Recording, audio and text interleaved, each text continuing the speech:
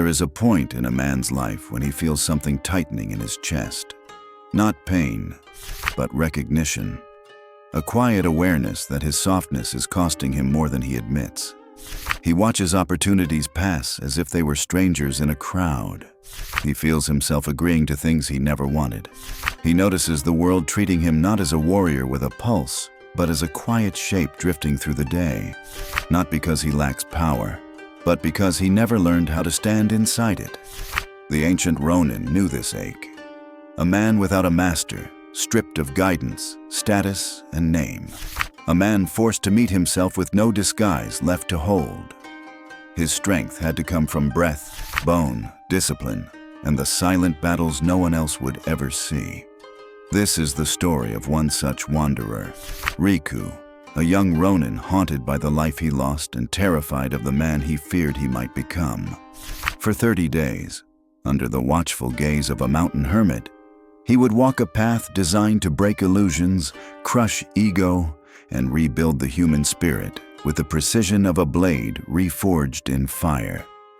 You may think this story belongs to the past, but you will feel pieces of yourself inside every silence, every fear, every unfinished chapter of his life. If the silence within you stirs, remain. The path is only beginning. Riku walked into the mountains with the posture of a man who had forgotten how to look upward. His footsteps were slow, almost apologetic, as if each one carried the weight of a life he no longer wished to claim. Behind him, the world he once knew was already dissolving. The clan that banished him, the honor he failed to protect, the name he no longer felt worthy of speaking aloud. A cold wind followed him, brushing against the frayed edges of his kimono like a reminder of everything he tried to outrun. Yet the true weight wasn't on his shoulders. It lived inside his chest, a silent heaviness shaped like regret. Some said that when a man loses purpose, his shadow grows longer. Riku's felt endless. And then he saw him, the hermit who watched without blinking. Kenshiro stood beside a cracked cedar post, unmoving as if carved from the mountain itself. His eyes did not judge, yet they saw everything. The tremor in Riku's breath, the exhaustion stitched into his posture, the unspoken story hiding behind silence. Nearby, a rusted iron kettle simmered over faint embers, its rising steam curling like a forgotten prayer. Without greeting, Kenshiro pointed to a stone bench, old, moss-covered, and scarred with blade marks. Riku sat. For a long moment, neither spoke. Only the wind moved, carrying the scent of pine and something older, something like truth. At last, the hermit broke the silence. "Your shadow is too heavy for one man," he said. "Leave it here, if you wish to be reforged." Riku didn't yet understand the meaning, but something in his chest shifted, a small crack where light could enter. And so began the first step into the 30 days that would unmake him before remaking him. The morning struck Riku like a blunt blade, cold, sudden, unforgiving. Kenshiro woke him before the first hint of dawn, when the world was still more shadow than light. The hermit's hut had no doors, only a tattered curtain that let the mountain wind cut straight through. Riku's breath fogged in front of him as he stepped outside, where a wooden bucket sat filled with icy stream water. "Pour," Kenshiro ordered. The cold crashed over Riku's skin like a truth he'd avoided too long. His body jolted, his breath fractured, his instincts screamed to retreat. Kenshiro merely watched. "This is the first enemy," he said. "The part of you that chooses comfort over becoming." Riku wanted to protest, but the words stayed locked in his throat, like a drawer he feared opening. Every sunrise felt like a silent war he hadn't trained for. By the 5th day, the rebellion had shifted from Riku's body to his mind.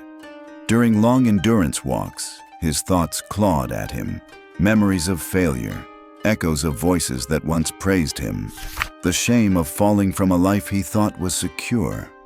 Each step felt like walking through a burned ledger of his past, every page charred yet readable.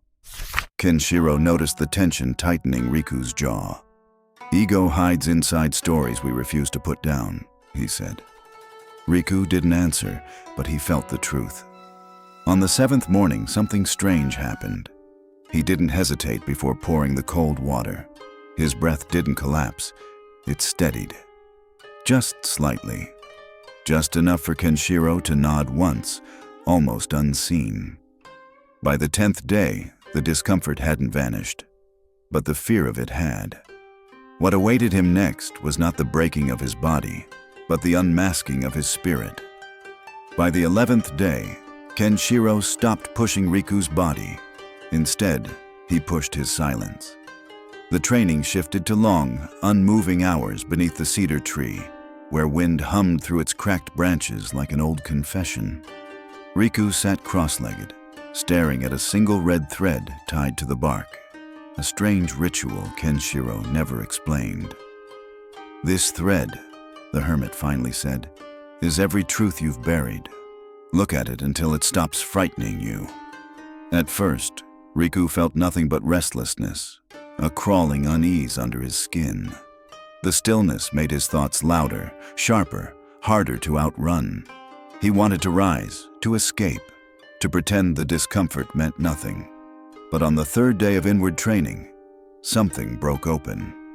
A memory surfaced, one he had folded away like a locked drawer he swore never to open. And Kenshiro saw the tremor in his eyes. The drawer opened slowly, a childhood moment Riku had buried beneath pride and duty. A father's disappointment, a promise he failed to keep. A young boy standing in the rain, clutching a wooden, practice sword that felt heavier than guilt itself. The memory hit him like a blade turned inward. Riku's breath shook. His fingers curled into the dirt. Kenshiro did not comfort him. He simply said, "A man becomes steel not by hardening, but by aligning with what he once ran from." Riku wrote the memory in his journal. The ink trembling, the page wrinkling under a falling tear he did not allow himself to wipe away. By the 20th day, the red thread on the tree no longer represented fear. It represented truth, sharp, painful, and strangely freeing. But the final 10 days would test something deeper than memory. They would test his identity. The final 10 days arrived not with fanfare, but with a sharper kind of silence, the kind that watches a man to see who he is becoming. Kenshiro's training grew stricter, almost ritualistic. Riku now rose before the first bird dared to break the sky, his breath aligned with the cold rhythm of the mountain. The old hermit placed a cracked hourglass on the wooden table each morning, sand darker than ash, falling in slow, deliberate threads. "You will not chase time," Kenshiro said. "You will match it." Every action, drinking tea, sharpening a wooden blade, even tying his sandals, had to be done with full presence. No drifting thoughts, no wasted motion. The discipline no longer felt like a command. It felt like a mirror, reflecting the man he was shaping himself into. And yet, something deeper still waited beneath the routine. On the 25th day, the test shifted from movement to impulse. Kenshiro placed a bowl of polished river stones before Riku, each one smooth, cold, and carved with a single symbol: strength, anger, stillness, desire, fear. "Pick the one that rises inside you the fastest," Kenshiro said. Riku reached for anger without thinking. Kenshiro nodded, as if expecting it. A warrior doesn't remove emotion. He governs it. For the next days, Riku practiced the art of noticing emotion before it ruled him, a discipline both modern psychologists and ancient swordsmen agreed on. The space between feeling and action is where mastery is born. By the 30th dawn, Riku's posture had changed. His voice held weight. Even the air around him felt different, as if recognizing a man who no longer leaked energy through doubt. But the mountain had one final truth left to test him with. The last lesson would not be given by Kenshiro, but by the world Riku had to return to. When the 30th dawn broke, it did not feel victorious. It felt quiet. The kind of quiet that settles inside a man when he no longer fears himself. Riku stepped out of the hut expecting some final trial, some ceremonial mark of completion. But Kenshiro merely swept the ash from last night's fire and said nothing. No praise, no ritual, no blessing. Only a simple instruction, spoken without looking up.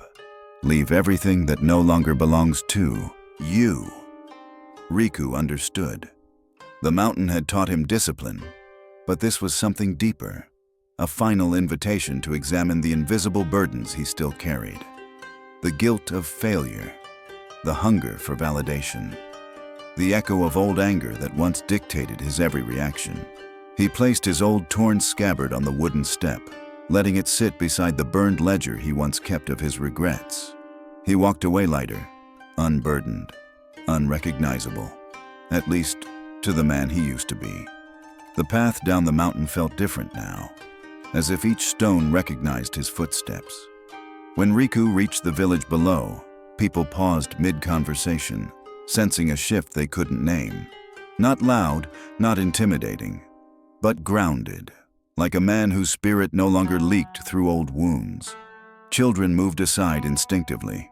Merchants lowered their voices. Even the air around him seemed to steady itself.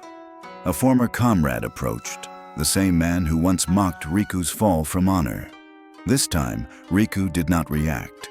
No rise of anger, no sting of shame, just presence. Calm, unwavering, like steel tempered in silence. The comrade stepped back first, not out of fear, but out of recognition. Somewhere in Riku's eyes, he saw a man who now carried nothing unnecessary. Not the past, not the ego, not the weight of old stories. And for the first time, Riku understood. Strength was never about armor. It was about what he no longer needed to protect. Yet as the sun set behind the mountains, Riku sensed something else waiting in the quiet.